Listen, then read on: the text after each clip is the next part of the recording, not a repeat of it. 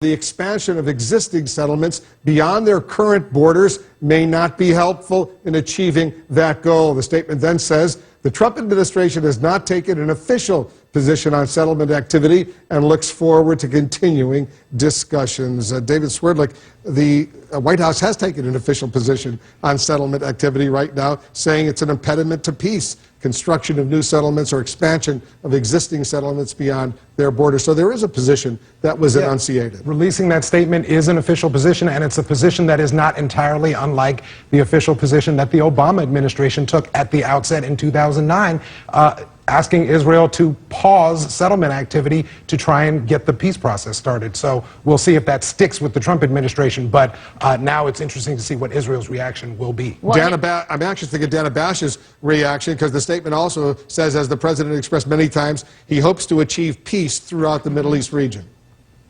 I'm pretty surprised that the White House put out this statement and did it now. Perhaps they are kind of learning, and perhaps what President Obama said in and around all of the uproar about the UN Security Council resolution that they were a part of allowing to go through before the end of the Obama term.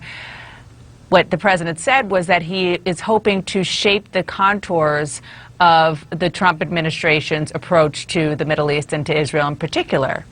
Maybe that worked. It's kind of surprising that it did in any way, shape, or form, since there was so much uproar, so much outrage, even and especially among people in Trump world, the president himself, then the president-elect.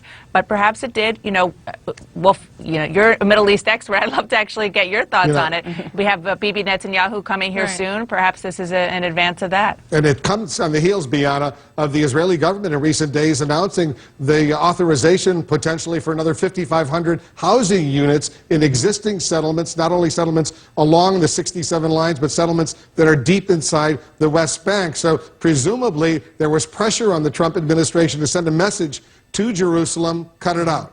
Well, there's also pressure on Bibi from the right in his own country. So if you want to sort of read between the lines here, maybe, just maybe, this is the U.S. administration throwing Bibi Netanyahu a bone. But having said that, just look at the events that have occurred over the past 24 hours. You have the United States now going after its biggest allies in the world. You have Israel, you have Mexico, you have Australia, and the one country that he has not yet been tough with is Russia. And I'm curious to see how Sean Spicer and the president himself will respond to Nikki Haley today, saying that Crimea is in fact part of the Ukraine. We have not heard those words from President Trump yet. Yeah, we heard it from Nikki Haley, but you're absolutely right, not from President Trump. Jackie, she makes an excellent point. Tough statements involving Australia, Mexico. I guess you could argue this is not exactly what the Prime Minister of Israel, the statement as far as settlements is concerned. A tough statement there as well.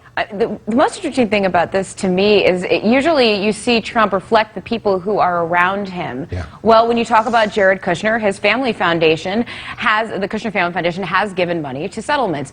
David Friedman, the ambassador to Israel, is very pro-settlement. So the fact that the ambassador designate. Excuse me, yes, the ambassador designate.